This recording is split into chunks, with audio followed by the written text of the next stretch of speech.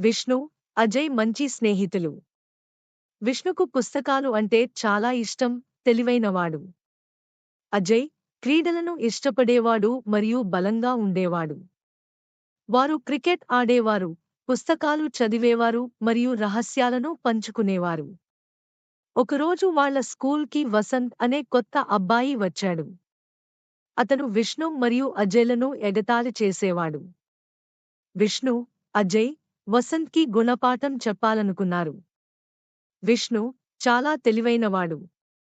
క్విజ్లోని సమాధానాలన్నీ అతనికి తెలుసు. వసంత్కి సమాధానాలు తెలియకపోవడంతో విష్ణు గెలిచాడు. అజయ్ రేసులో చాలా త్వరగా పరుగెత్తాడు. వసంత్, అజయ్ అంత వేగంగా పరుగెత్తలేడు, అందుకే అజయ్ గెలిచాడు.